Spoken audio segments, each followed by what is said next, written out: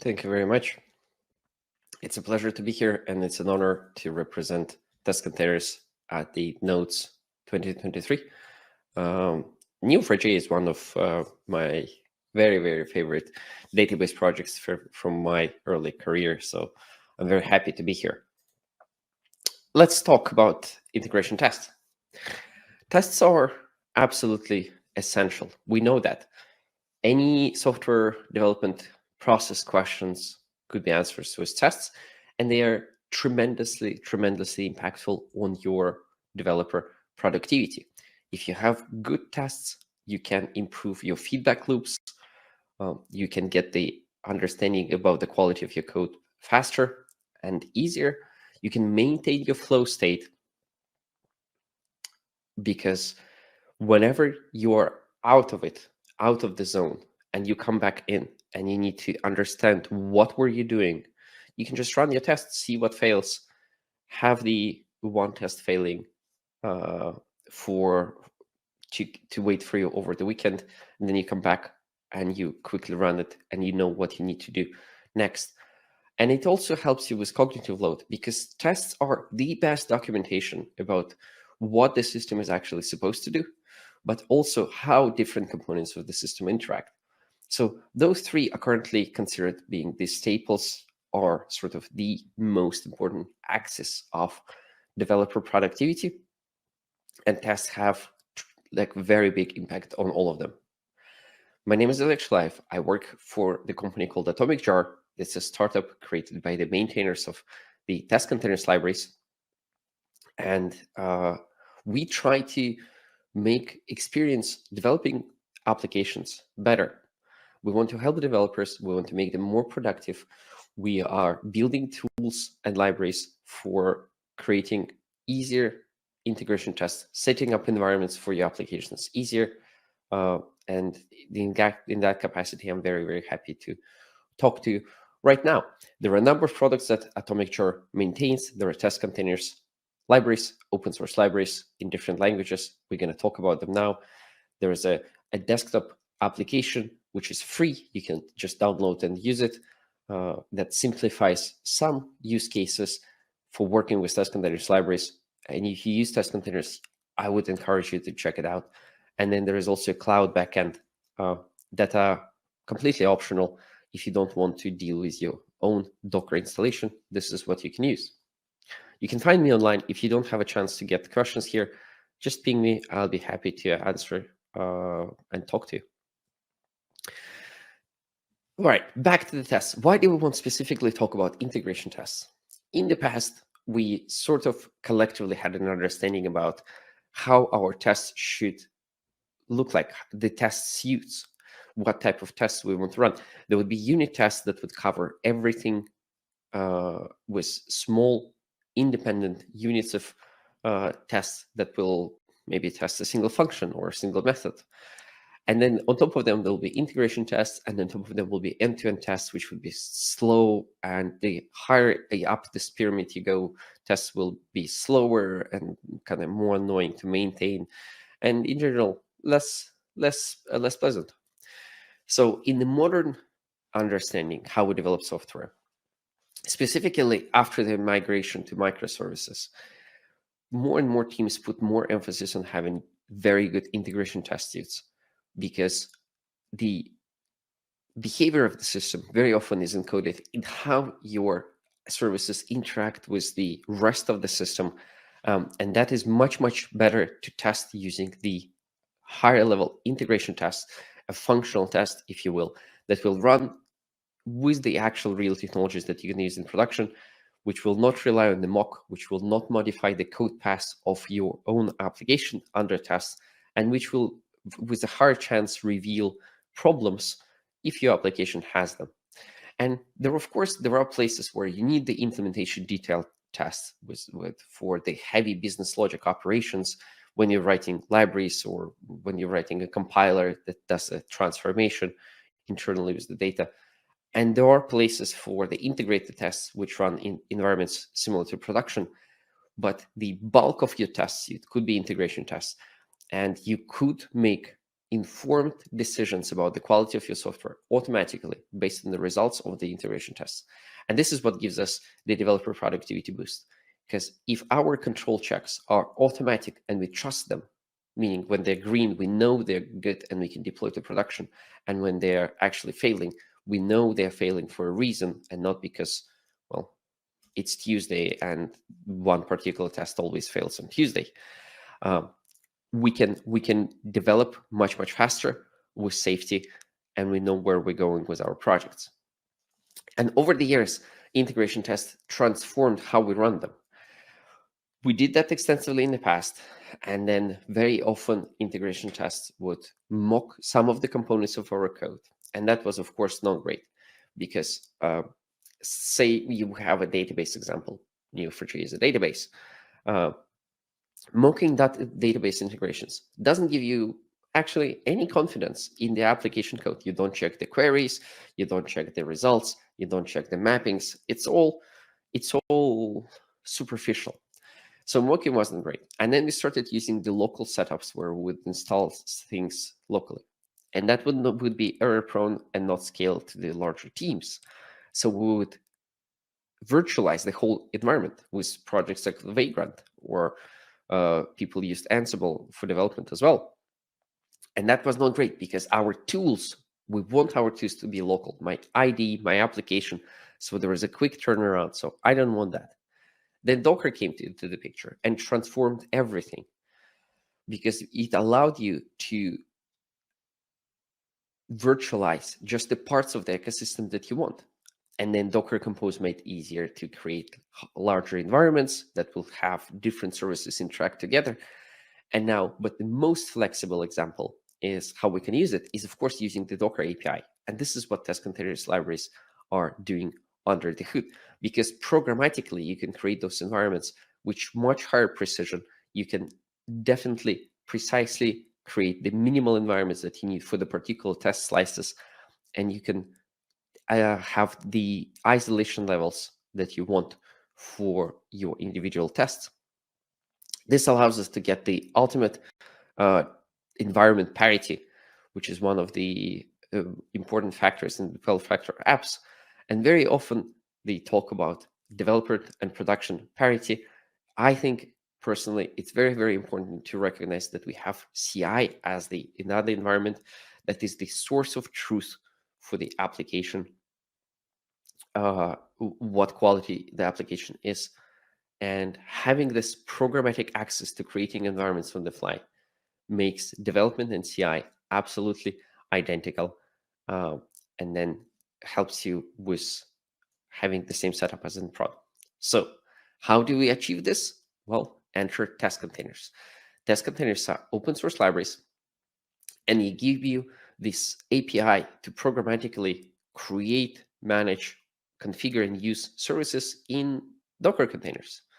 It requires a compatible Docker environment, but after that, it can run anything that runs in Docker container from your source code itself, which naturally makes it so good to be put into the test to create environments for the tests themselves. It works for any language. Well, there are currently around 10 popular libraries that Testcontainers is implemented in. The Java version is the most mature, and my personal experience comes from Java, so I'll be showing you Java examples today. But there are a very popular Go version, which cloud native projects and various OpenTelemetry projects use extensively. There is the .NET version that's currently the fastest growing, relatively speaking, Testcontainers implementation that we have. And there are also important ones for languages like Python and the node.js implementation for your JavaScript and TypeScript applications. They encode the same basic concepts, they encode the same basic API names, and allow you to do similar things. The implementations are a little bit different. They're not derived from each other. They are idiomatic. So, well, Node.js one is async await first, and the Go one does things the way the Go developers would expect the library to do, and so on. So you can use the libraries, and you can issue calls to your containers to do anything you want. And then one of my favorite features is that it works across your whole ecosystem of technologies that you need to do. There is a predefined modules, the ecosystem of modules, where test containers implementation for the technology of your choice is already provided to you out of the box by the community, by the Atomic Jar team, or even by the collaboration between Atomic Jar team and the vendor. I think this is the case with Neo4j as well. So if we look at the test containers com modules, and you go and you say, for example, Neo4j is an official module, which means that it's not the implementation of it. It's not just created by the community. It's not just encoding sort of the abstractions and the requirements and best practices for integration tests that Atomic Jar teams know about, but it also was created in collaboration with the Neo4j engineers. So it also uses Neo4j idiomatically, and you can be certain that it gives you the good quality setup out of the box. So it works for the stack. And then, well, the next slide is just demo. Let's go and see how it looks and how it feels. Here, my sample project. It's a small Java project, is in my IDE. It has a little data model that is Neo4j aware. So it's not a thin model. It knows how to update itself in an active record fashion. But we're gonna just use this for interacting with the Neo4j database. How it is to get started? We add the test containers dependencies to other projects. We get the core, and we also would like to get the Neo4j test containers module, which will give us the abstractions that are easier to use. And then in my test, well, API is not test specific, but we want to run something. We want to run something ourselves.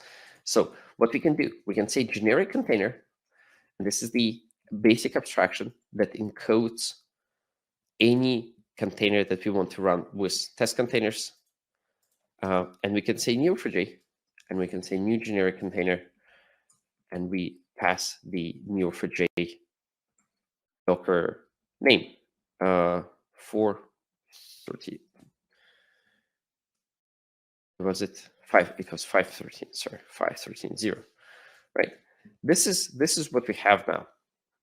And now this abstraction, this Neo4j object has the lifecycle message, so we can start it and we can stop it if we need to do.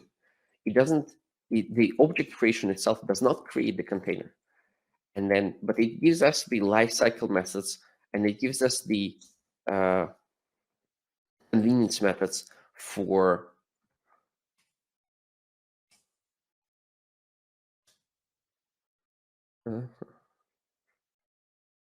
what we can configure the objects into, right? So we can provide the configuration for the container, and we can do anything that the Docker container needs to do for us. So we can create the environment variables if we want to.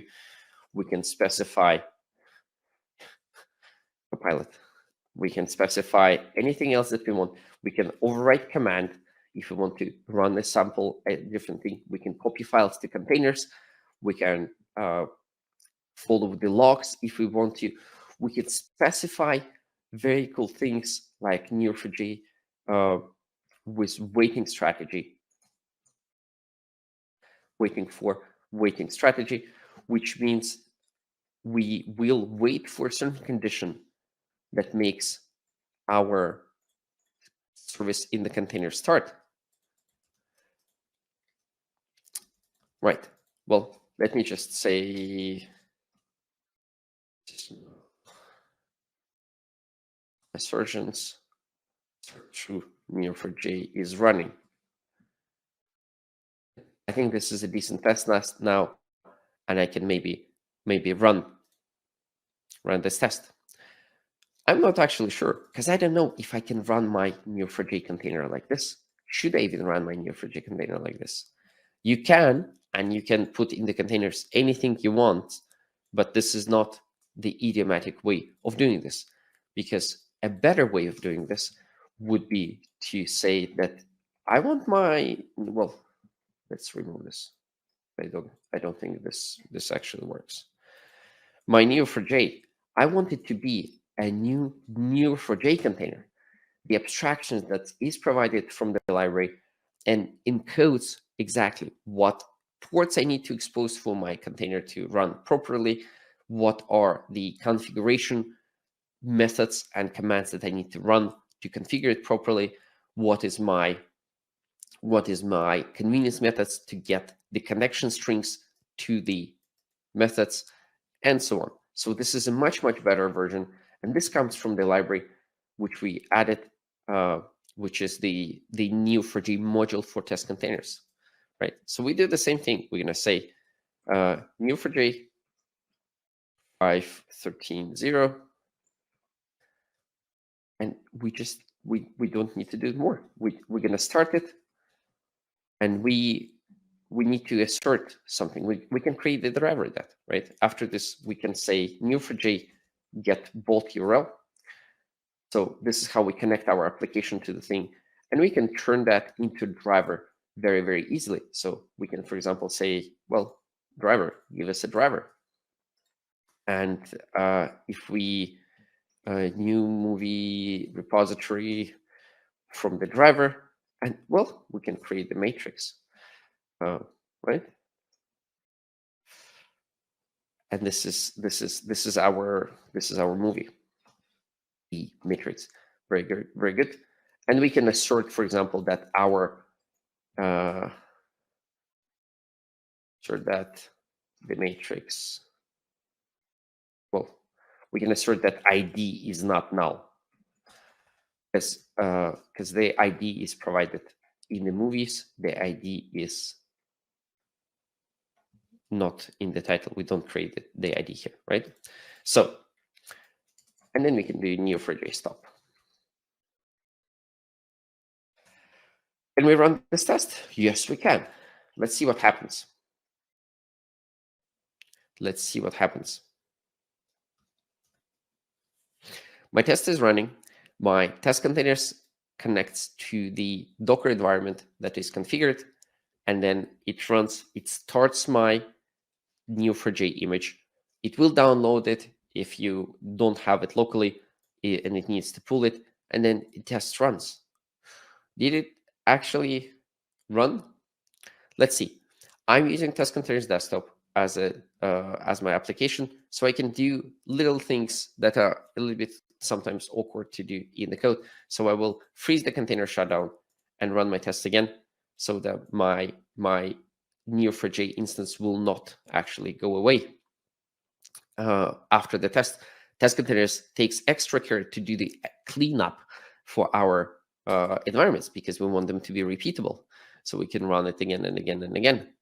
But it also means that the containers are being removed and stopped automatically. Even if we wouldn't call Neo4j stop here, it will be removed. Even if my Docker daemon would run on a remote machine, it would also clean up the containers afterwards.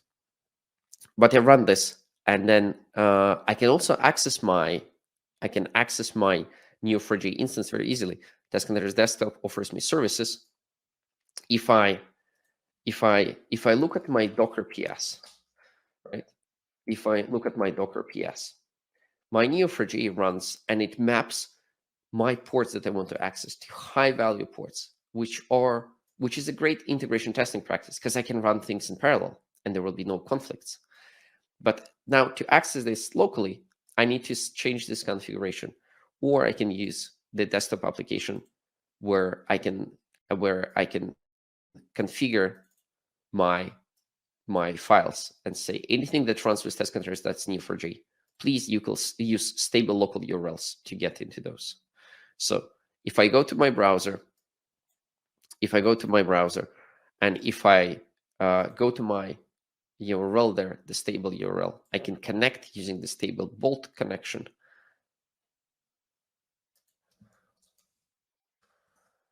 I can connect using my stable bolt connection out of the box. And then after the fact, I can, please don't save the passwords. After the fact, I can, for example, run my commands, right? So I can match movie and then, well, return movie. If I run this, we'll get our matrix. We get the matrix, right? So this is how you can use test containers and work with the tools locally. If I unfreeze the containers, my tests will finish and my containers will go away automatically, as I said. So if we look here, we do Docker PS. There are other containers running, but there is no Neo4j. There's just Kafka images that we're going to use in the next demo. I have a couple of minutes, so I want to show another thing, how this would look in the actual proper database. Here we did three things. We configured our containers, we used the lifecycle methods, and we also configured our test, well, which is simplistic, to use this Neo4j instance.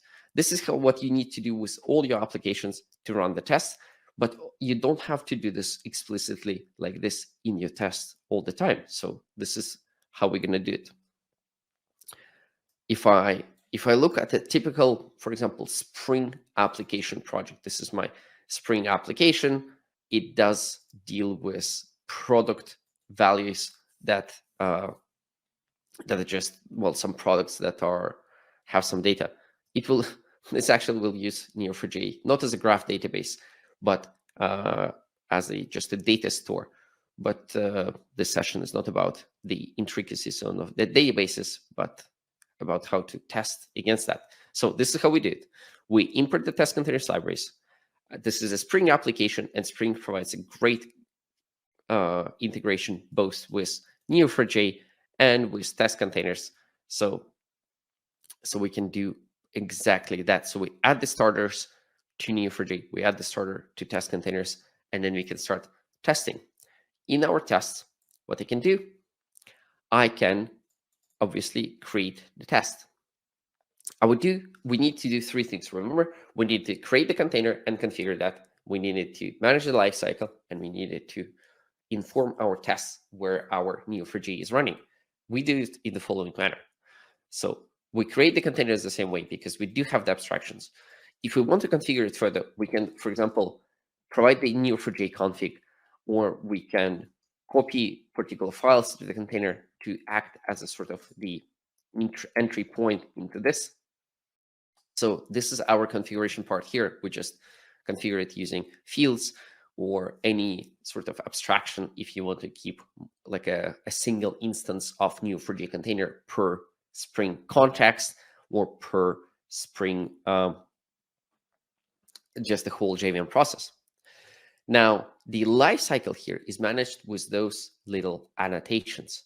They come from the JUnit Jupyter extension, from Testcontainers JUnit Jupyter extension, and they will tie the lifecycle of the containers to the lifecycle of your tests. We annotate the class with Testcontainers. We annotate the fields with the container annotation, and that gives us the lifecycle. If the field is static, it will act the same way as if you put the start and stop calls into before all and after all methods in this class. So it will start one instance per class, and if the instance is instance, it will start one for every test method. You can also use it with the sort of the default test instance annotations from JUnit, and then just put the fields in there and manage the lifecycle yourself. But with the annotations, you can just completely tie it to the lifecycle of tests, and they will get a very good level of isolation, because every test class can, for example, with the static field, will get a separate environment that you can mess up as much as you want in the code. Now, and then the connection to this Neo4j instance is managed by the service connection annotation in Spring Boot. It's a recent feature from May this year, and what it gives us, it tells Spring Boot to use this Neo4j container as the Neo4j database for the run. So if there are some application properties that define it, or if there are no application properties that define the connection to your instance, and it will work with other databases as well, or with other services like Kafka. You just add the service connection annotation on top of it, and Spring Boot will connect automatically. And then we just can run our tests. So if I run this test, what will happen? It will do exactly the same. It will create my test containers context. It will find the Docker environment. It will run the check that it can run the commands that it needs for my Docker. So we will check we can run the images, whether we can access HD, whether we can create the networks. It will take less than a second. So it's a one-time thing that you can, well, you can actually disable that, but it's a good thing to have it. We will run it, and then we will pull the images, start your Spring application, configure it, run it, and our tests will pass.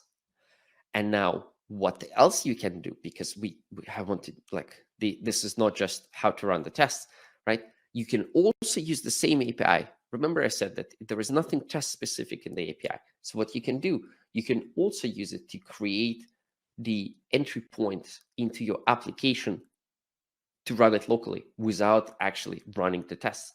So some frameworks create the opportunity for this manually for you or automatically for you. For Spring Boot, you do need to do a little bit of minimal work for this, but it gives you maybe a greater flexibility. You create an entry point in your application under your test class path to get access to the test containers libraries and the configuration for the containers. You run your application from the main class path, but you also say, please run it with the special configuration. And the special configuration can create the particular beans for your containers. So Spring Boot knows about the test containers abstractions. So if the bean is a test containers container, it will handle lifecycle for it within the lifecycle of the Spring context. We use service connection to connect to it, and this application actually uses more things. So I'm having more containers run there. So if we do this, if we run our test application, it is not the test, but it is my actual application that will start, and it will be actually running. So if I go back to my Bolt URL, and I will reconnect, and then where's well,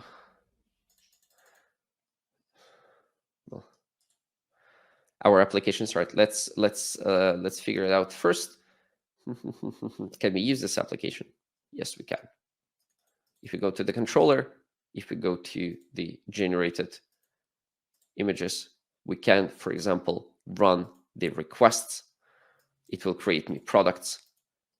And then in my console, I can p product.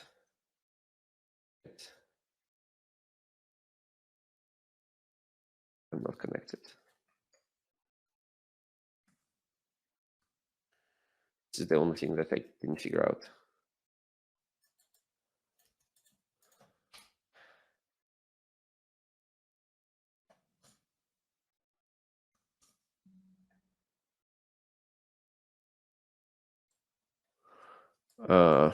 It's supposed to be working. Please.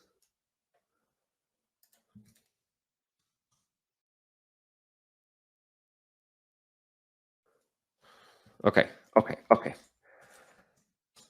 You'll have to trust me that it runs. You'll have to trust me that it runs and that it works. Well, unfortunate, right? What I want to say as the final words. Test containers gives you a very flexible lifecycle API to manage your isolation versus convenience and performance concerns. It is capable of abstractions, so use the modules very well. It gives you flexibility to create any complex networks topologies, and it follows the predefined best practices for integration tests, allowing parallelization, for example. All in all, it gives you this feeling that your tests are like unit tests because you work with them on your IDE, You don't change anything. You just run your application. You can debug your application, but they give you the reliable signal as if they were good integration tests. I use Testcontainers desktop. If you are getting started with Testcontainers, this is probably one of the easiest way to start with your Testcontainer setups locally. Please check it out. We'd be happy to hear all and any feedback about it. It's a new thing. So, and if you want to continue your learning about Testcontainers, testcontainers.com is the website where you can find the guides, the documentation, and some other information about that. And also join the Slack. There are a number of community members, and they can give you very good advice. And they probably have seen the setups that you have in the past. So that is a good source of sort of using Neo4j and Testcontainers in anger in real life that you can use. Thank you very much.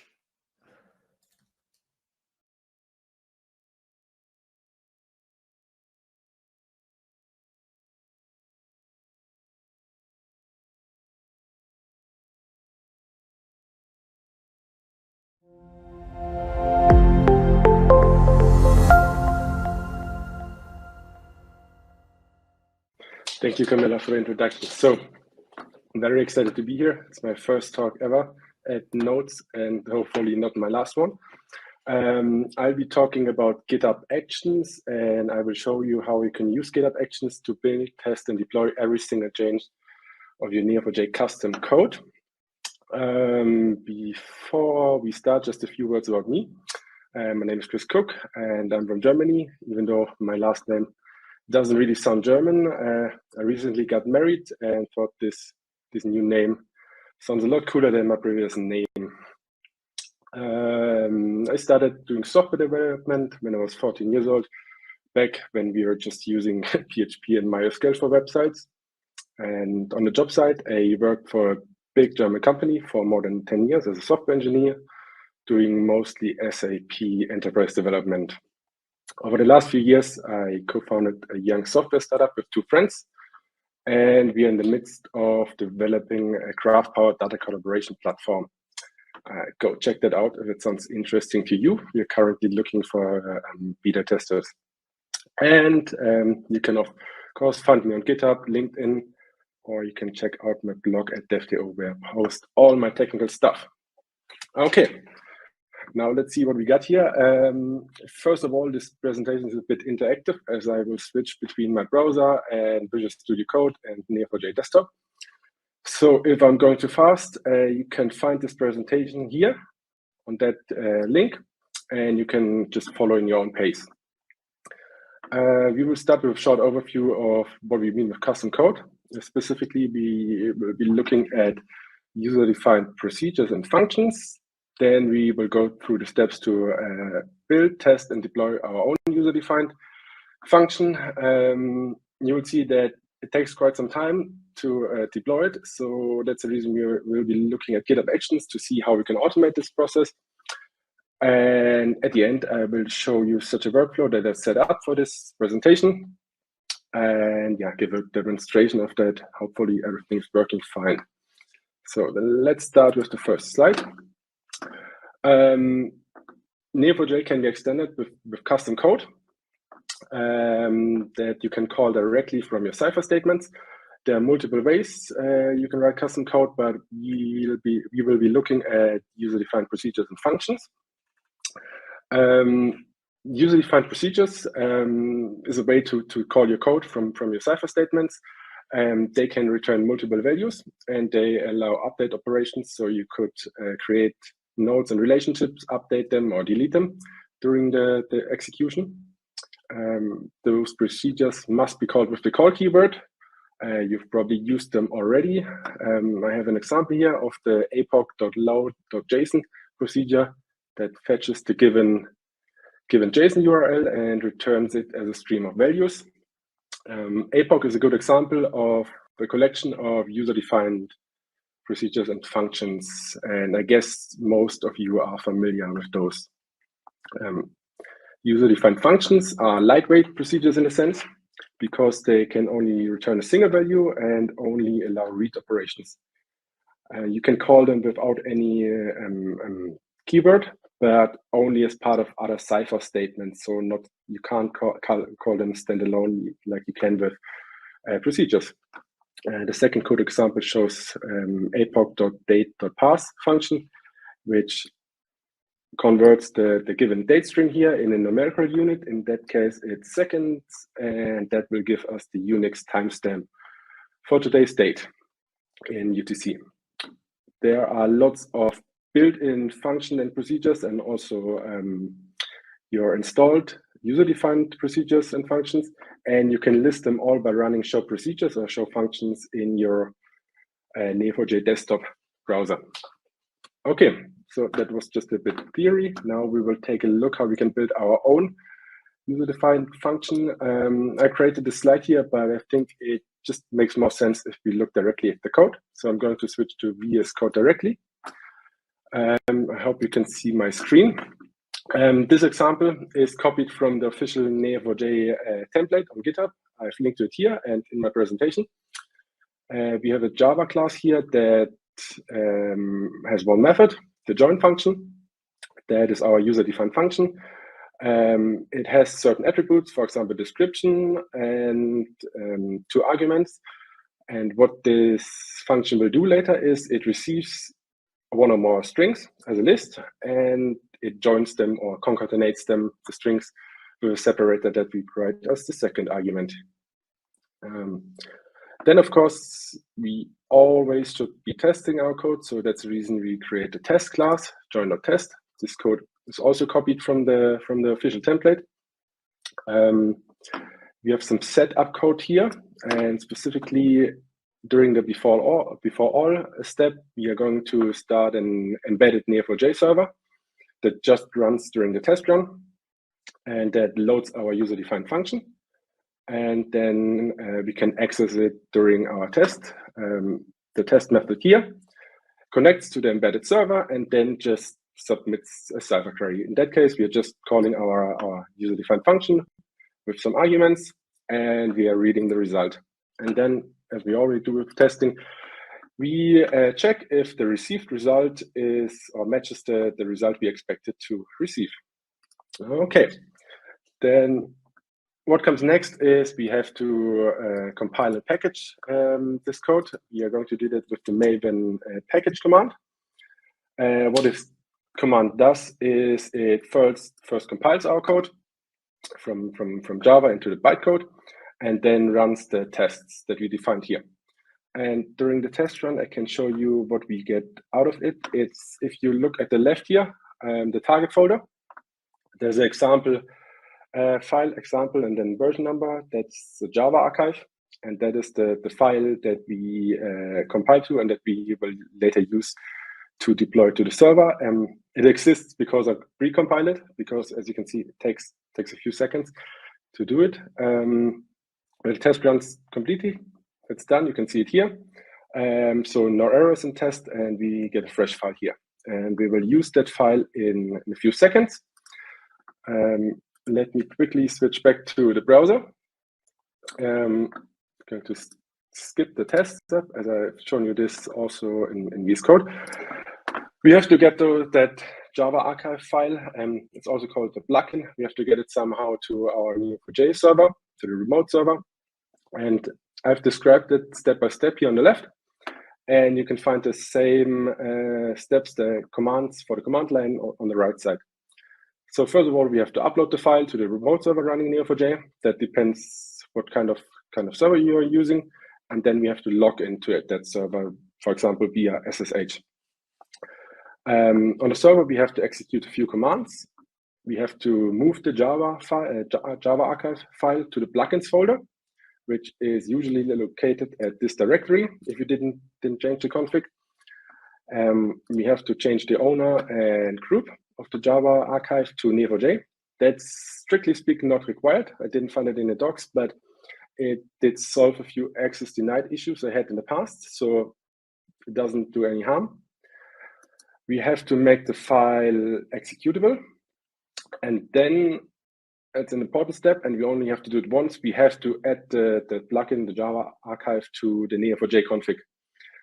Neo4j follows a whitelisting concept when dealing with custom code. and it only loads code that we added to the config. So have to do it once, and I link to the official docs here. Last step is we have to restart the Neo4j service on the server, because then on the next start, Neo4j will pick up the user-defined function. Okay, now I will quickly switch over to Neo4j desktop. I've done those steps in advance because it takes some time to execute them, and I didn't want to do something wrong, so I've already done it before.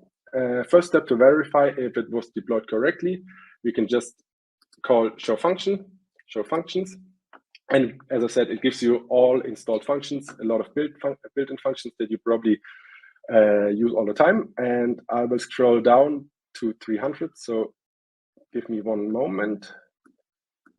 And one more, and it's here. Example.join, that's our function, and that's the description that we have implemented in the Java class. And the second step is we can just call the function and see if it works. So we're going to invoke it, return example.join with a list argument. Our strings that we'd like to join can also add more, and a separator argument afterwards, and then just execute it, and it gives us hello nodes as a string. Perfect. Let me quickly switch back to presentation. So now imagine you're doing a change to your code, and you have to repeat all those steps all the time. So compile it and test it. Of course, you have to do it anyway, but you have to deploy it manually all the time. So that takes quite some time. That's the reason we are looking at GitHub Actions and how to see if we can automate this process. First of all, what is GitHub Actions?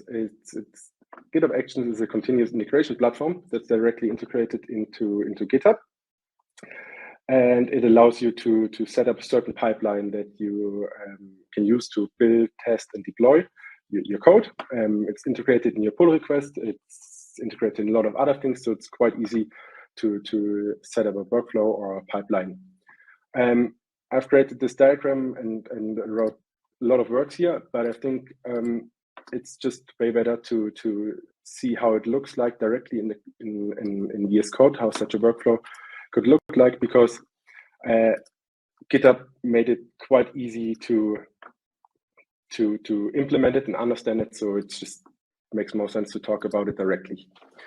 Here in the folders, we have a special folder called .github. It's a folder for all GitHub related stuff, and there's a subfolder workflows. And here we list our workflow, and we can also have multiple workflows, so you can have multiple files. Each file is a workflow. As you can see, it has a certain name that doesn't really matter, and it has a file format YAML in that case. And let me quickly collapse that before we get started. What is it? That's all we got. That's our workflow. It's a template describing an automated process in YAML format. And this workflow can be started manually, so we can start it on the GitHub UI. It can run on a certain schedule. For example, it can run every night, or important for us, it can run by repository events. So what are repository events? All the activities that happen in your repository are events that can trigger workflows. For example, pull requests being submitted, issues being opened, comments being added, and of course, every git commit and push is also an event. You define those events or those triggers with the on keyword here, and then you say on push. So that's it. That defines that every single push that we do to our repository ends up starting the workflow. We can add a filter here to branches, which says only the main branch should, to get it here, only the main branch should trigger that workflow. There are other options like pull request and issue comment that could also trigger the workflow. A workflow consists of one or more jobs, and those jobs run in parallel by default. That's the first thing that should be noted. So when you define multiple jobs, they all run at the same time when the workflow started.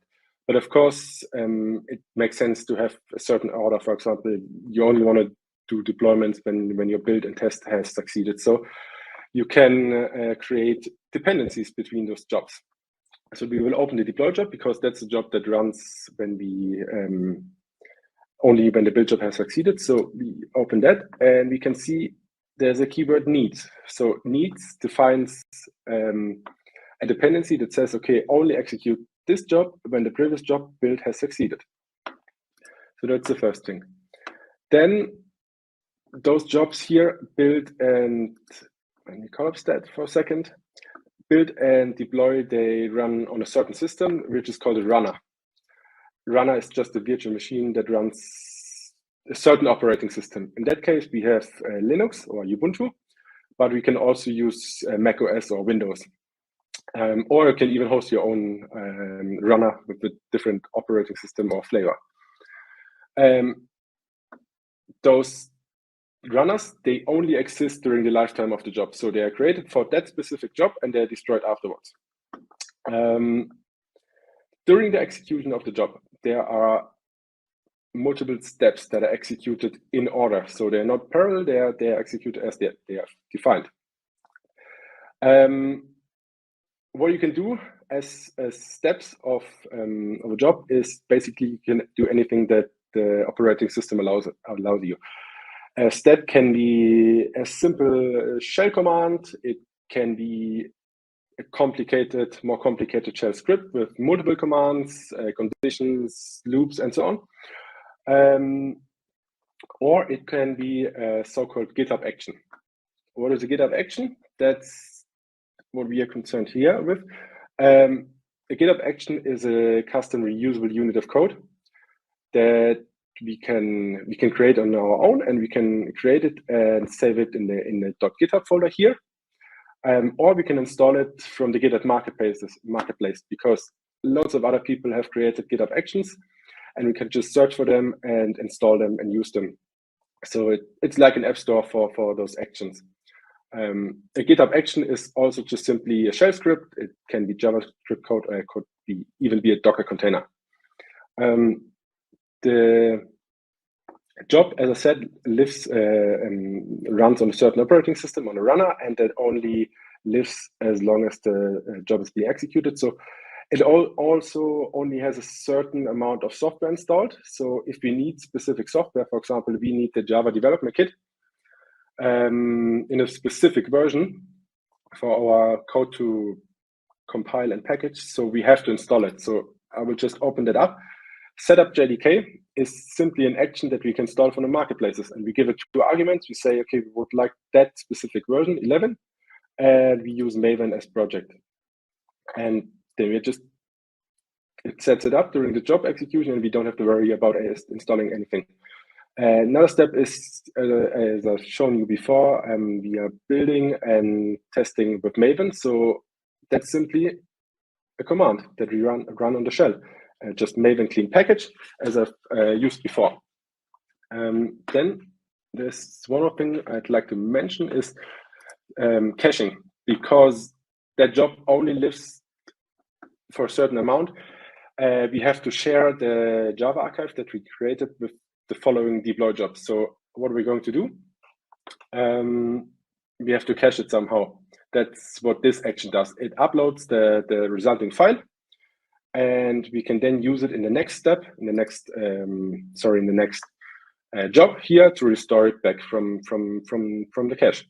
So that's the way how we can reuse artifacts between jobs, or even reuse them between different workflows. Okay. Let me quickly switch back to the presentation here.